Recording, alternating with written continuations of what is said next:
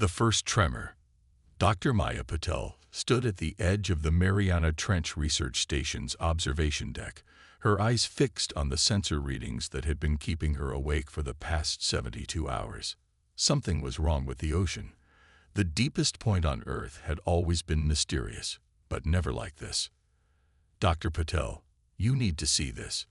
James Rodriguez, her chief technician, called from the monitoring station. His voice carried an edge she'd never heard before. The readings on his screen made her blood run cold. The thermal signatures from the Hadal Zone were off the charts, and the seismic activity patterns defied everything they knew about tectonic behavior.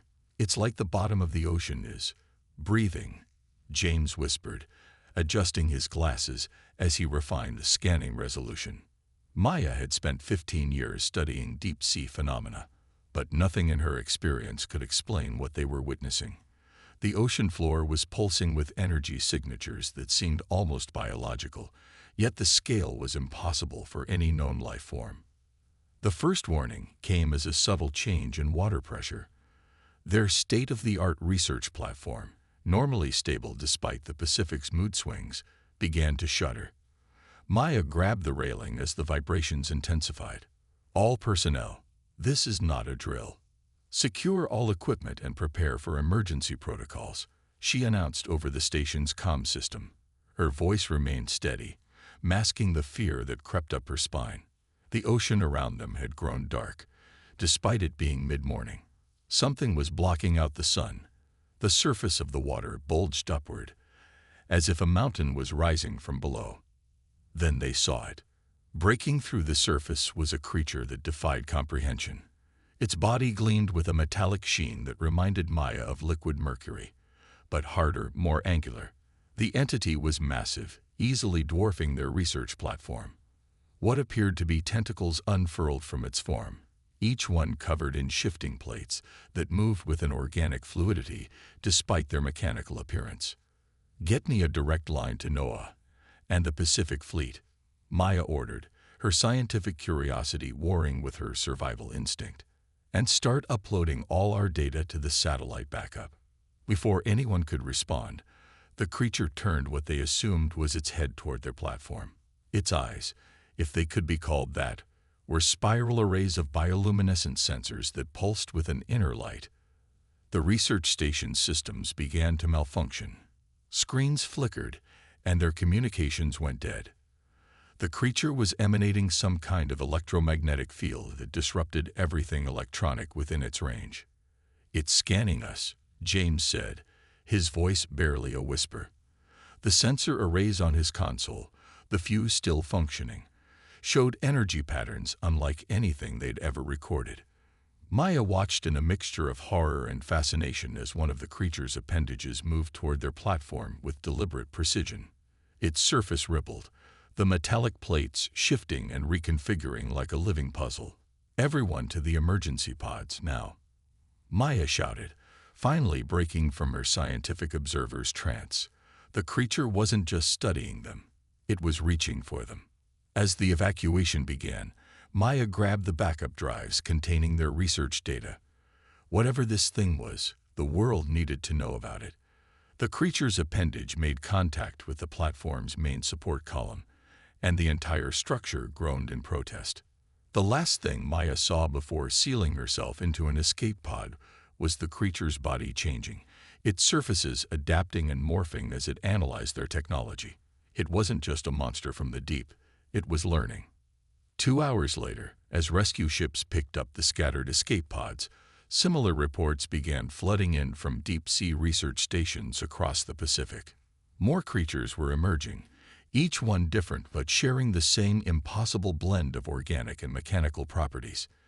In a secure conference room at the Pentagon, military leaders gathered around satellite imagery of the first creature. None of their weapons had made a dent in its armor, and it had disappeared back into the depths as mysteriously as it had appeared. "Dr. Patel," the Joint Chiefs Chairman addressed Maya through a secure video link, "you're the only scientist who's observed one of these things up close and survived. What exactly are we dealing with?" Maya looked at her data one more time before answering. Sir, I don't think these are natural creatures that evolved in our oceans. The way they analyze and adapt, they're impossible biology. I think they're tools. Someone or something put them here, and they've been waiting in the depths for who knows how long. Waiting for what? The chairman asked, though his expression suggested he already knew the answer. To test us, Maya replied. And I think this is just the beginning. As if to confirm her words, new seismic readings began pouring in from deep ocean monitoring stations worldwide. More creatures were stirring in the darkness below, and humanity's greatest challenge was about to begin. Rising tide. 48 hours after the first emergence, Dr. Maya Patel found herself in an improvised command center aboard the U.S. Nimitz. The carrier's flight deck buzzed with activity as helicopters delivered scientists and military personnel from around the world. The creatures had now been spotted near deep-sea research facilities across the Pacific Rim. Admiral Sarah Torres studied the holographic display showing confirmed sightings. Red dots pulsed ominously along the ring of fire. They're targeting our research stations, she said, tracing a pattern with her finger. But why? Maya enlarged the data from her team's encounter. Look at how it analyzed our technology. These beings, I hesitate to call them creatures, they're gathering information. Each attack follows the same pattern. Approach, scan, adapt. And they're getting better at it, James added, joining them with fresh satellite data. He barely slept since their escape, working to decode the electromagnetic signatures they'd recorded. Each new emergence shows more sophisticated behavior than the last. A young lieutenant burst into the command center. Admiral, we've lost contact with the Challenger Deep Monitoring Station. And there's something else. The Tonga facility is reporting unusual activity. The holographic display updated, showing a massive energy signature moving toward the Tonga research base. This one was different, larger, more complex in its energy patterns. They're evolving, Maya whispered, recognizing patterns in the data that chilled her to the bone. Each encounter teaches them about our technology, our responses. They're not just learning. They're sharing information. Admiral Torres immediately opened a channel to the Tonga facility. This is Admiral Torres of the United States Navy. Begin immediate evacuation procedures. But it was too late. The creature that surfaced near Tonga made the first one look primitive by comparison. Its metallic skin now incorporated patterns clearly inspired by human technology. Solar panels dotted its surface, and structures resembling satellite dishes rotated on its frame. It had taken their technology and improved upon it. My God, James breathed, watching the live feed. It's not just copying our tech, it's innovating. The Tonga facility's defenses, designed after the first emergence, might as well have been paper against this new threat. The creature absorbed every attack, its surface shifting and adapting in real time. But instead of destroying the facility, it began to interface with it. It's accessing our databases, Maya realized, watching the data streams. Everything we know about the oceans, about our technology. It's learning all of it. Admiral Torres ordered an immediate shutdown of all networked systems, but the creature had already gotten what it wanted. It disappeared beneath the waves, leaving behind a facility stripped of all its data. In the hours that followed, similar reports came in from research stations around the world. Each creature that emerged was more advanced than the last, each attack more precise. They weren't destroying humanity's infrastructure. They were studying it, learning from it, evolving beyond it. Maya worked through the night, analyzing patterns in the attacks. Something about their behavior nagged at her scientific mind. These weren't random attacks. There was purpose, methodology. Look at this, she called to Admiral Torres, highlighting a sequence of energy signatures. They're not just gathering data. The electromagnetic pulses they emit, they're communicating. All of them, all at once, through some kind of quantum network. A hive mind? Torres asked, her military training warring with the impossible reality before her. More like a collective consciousness. But it's not just about sharing information. They're building towards something. Maya pulled up a global map, marking each emergence point. These locations, the specific facilities they're targeting, they're not random. They're following a pattern we can't see yet. James rushed in with new data from NOAA's Deep Sea Monitoring Network. Dr. Patel, the seismic readings, they're changing. Whatever's down there, more are waking up. But these signatures, they're different. Maya studied the new data, her eyes widening. The energy patterns were orders of magnitude more complex than anything they'd seen before. Something far more sophisticated was stirring in the depths. "Admiral," she said, her voice steady despite her racing heart, "I don't think these attacks are the real test.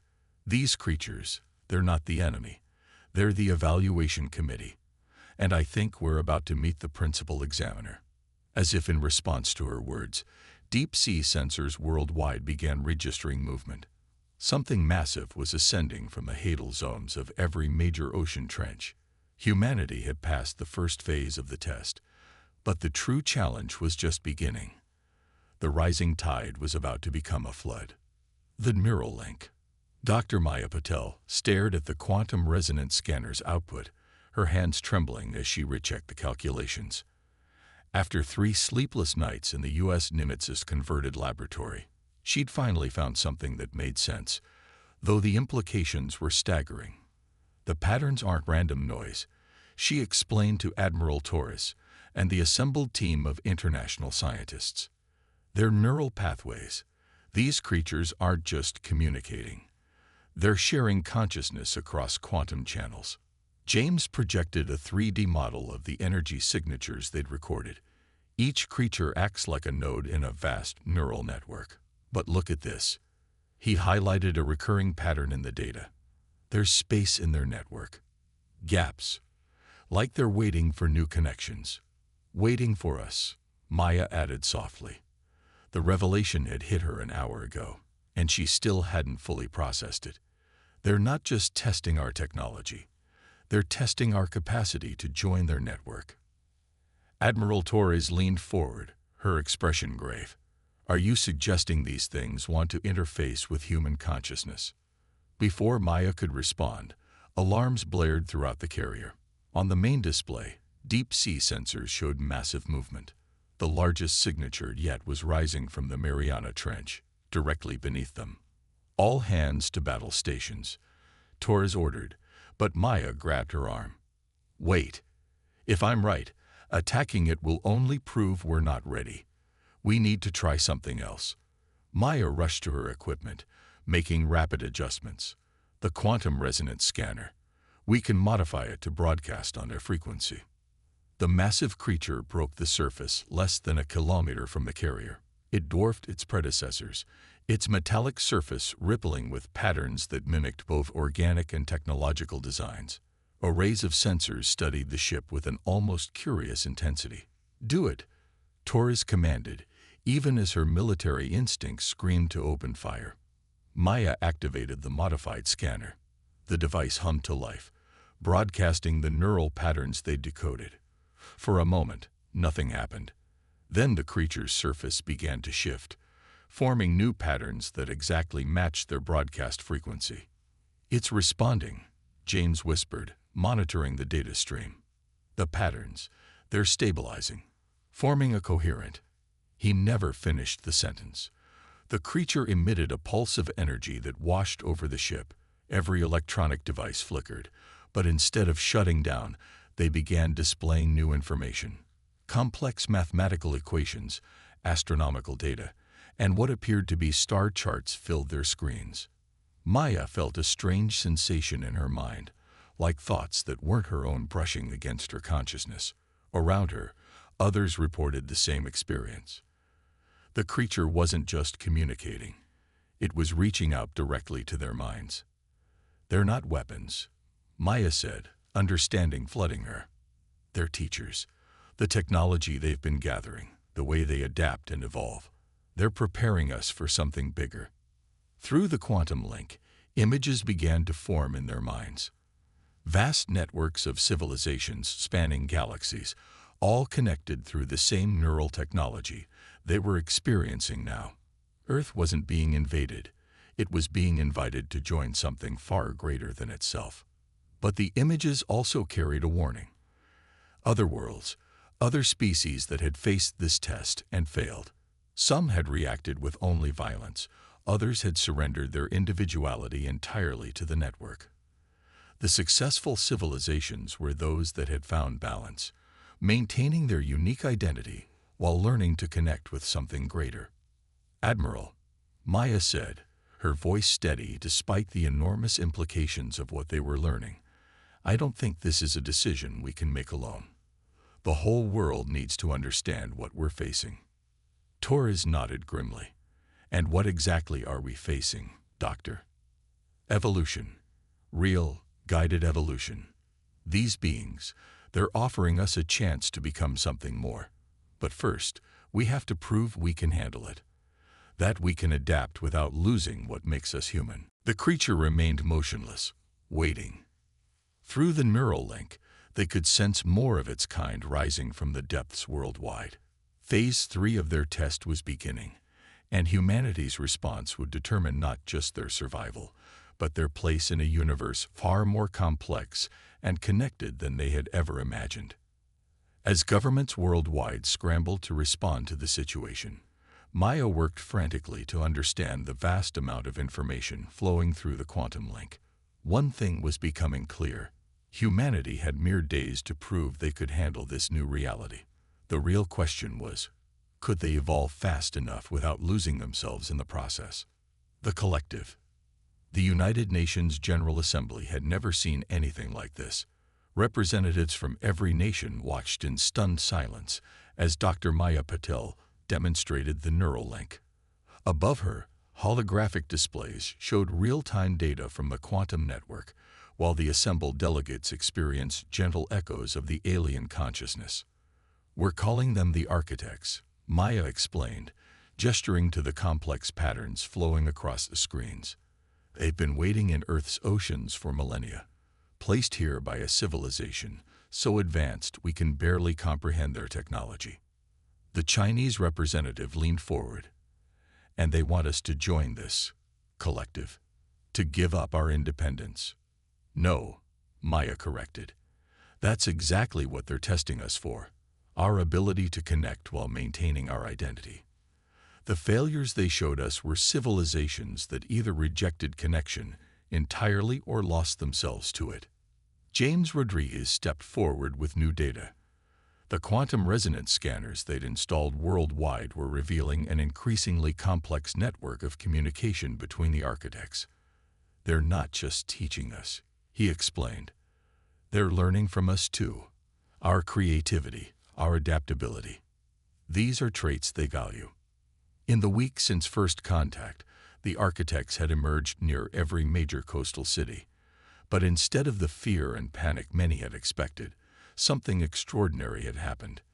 The limited neural link they'd established had allowed humans to understand the architects' peaceful intentions, while the architects had begun to grasp human emotions and individuality.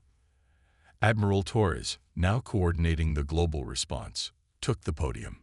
"We're detecting more activity in the deep ocean trenches. The architects are building something down there.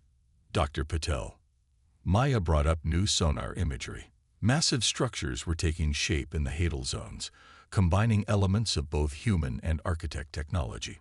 "They're creating interface points," she explained, "places where our civilizations can meet and learn from each other. But they're waiting for our decision."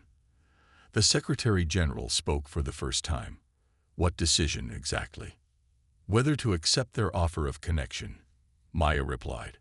"Not submission, not absorption, but true collaboration. They've shown us glimpses of what's possible: clean energy, deep space travel, healing technology beyond our imagination. But we have to prove we can handle it responsibly."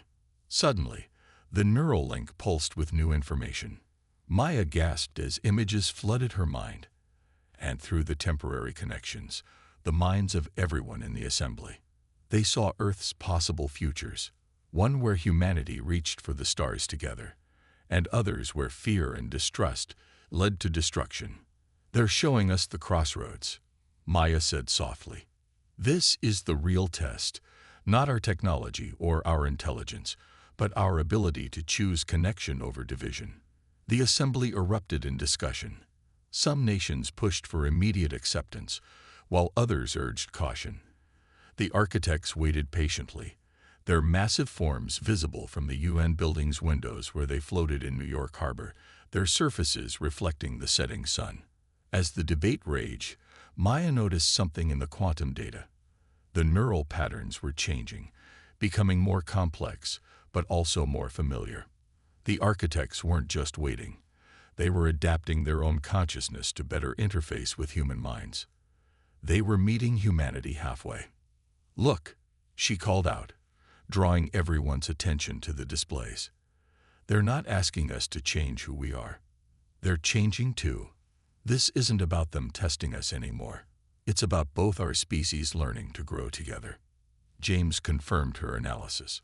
The quantum network, it's restructuring itself, creating new pathways that match human neural patterns while maintaining the original architecture. They're building a bridge between our ways of thinking. Admiral Torres studied the data with military precision. "If we accept this, there's no going back. Humanity will never be the same." "We're already not the same," Maya responded. "The moment we realized we weren't alone in the universe, everything changed. Now we have to decide.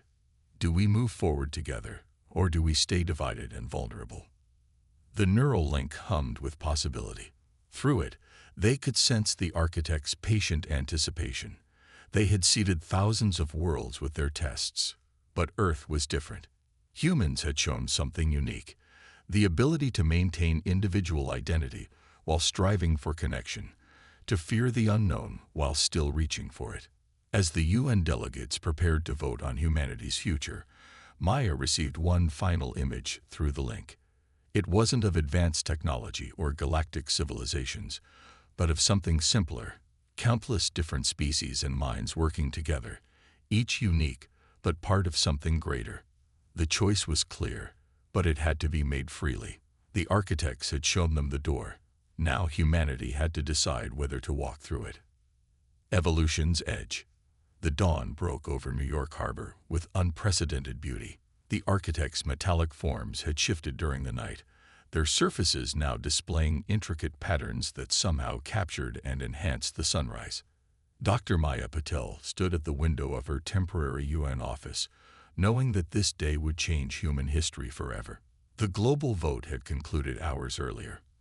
After a week of intense debate, information sharing, and direct experience with the neural link, humanity had made its choice. Now they waited for the final phase to begin. "Dr. Patel," James called from his monitoring station, "the deep-sea structures are active.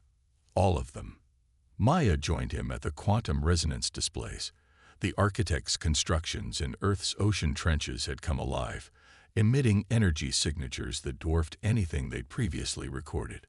Through the neural link, they sensed anticipation, not just from the architects, but from something far greater. Admiral Torres entered the room, her usual military precision tempered by awe. "They're ready for us." The first signal came as a subtle shift in the quantum network. The architects had maintained careful limitations on the neural link, showing humanity only glimpses of what was possible. Now those barriers began to dissolve, not in a flood, but in a carefully measured flow. Knowledge began to pour through the connection. Not raw information, but understanding. The kind that usually took generations to develop. The architects were sharing not just their technology, but their wisdom about how to use it responsibly. "It's beautiful," Maya whispered, watching humanity's first real steps into a larger universe. Around the world, the limited neural links they'd established became more robust. People reported sensing not just the architects, but each other. A gentle awareness of humanity's collective consciousness emerging alongside their individual minds. But the architects hadn't finished surprising them. Through the strengthened link, they revealed their final secret. They were not the teachers, merely the guides. The real architects of this test were coming to meet humanity face to face. The ocean depths lit up with new energy signatures. Something was emerging, not from the trenches this time, but from what appeared to be holes in space itself. Maya and her team watched in amazement as sleek vessels of impossible design slipped into reality from somewhere beyond. Quantum ships, James breathed, his instruments struggling to make sense of what they were seeing. They're not traveling through space. They're traveling through the quantum realm itself. The vessels took position above every major city on Earth. Unlike the architects, these ships seemed to bend light and reality around them, their true forms almost impossible for human eyes to comprehend. But through the neural link, their occupants reached out with warmth and welcome. These were the predecessors, the civilization that had created the architects and seeded them throughout the galaxy. Through the link, they shared their own story, how they had evolved from beings not unlike humans, how they had faced their own trials and choices, and how they had ultimately transcended the barriers between matter, energy, and consciousness itself. But they weren't here to demand humanity follow their path. Instead, they offered something unprecedented: guidance without control, knowledge without dependency, connection without loss of self. Earth would join the galactic community not as servants or students, but as partners in an ongoing journey of discovery. Maya felt tears in her eyes as the true scope of humanity's future unfolded through the link. She saw human consciousness expanding while remaining uniquely human, technology advancing without losing touch with nature, and Earth becoming a bridge between the physical and quantum realms. "They're offering us the stars," Admiral Torres said softly, but letting us decide how to reach them. The architects, their role as guides now complete, began to change. Their metallic forms shifted one final time, revealing themselves as extensions of the quantum network itself, physical anchors for a consciousness that spanned galaxies. They would remain on Earth, not as monitors or controllers, but as collaborators in humanity's next great leap forward. As the day drew to a close, Maya stood again at her window, watching the sunset paint the quantum ships in colors she never knew existed. Through the neural link, she felt humanity's collective anticipation, fear, and hope. They had passed the test not by conquering or submitting, but by remaining true to themselves while reaching for something greater.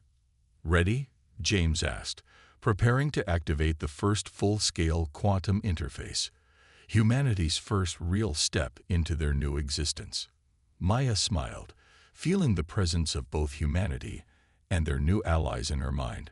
Separate but connected, individual yet part of something profound. "We've always been ready," she replied. "We just needed to prove it to ourselves." Above them, the quantum ships pulsed with invitation, and below, the architects hummed with approval. Humanity stood at evolution's edge, not as conquerors or subjects, but as architects of their own destiny. The next chapter was about to begin.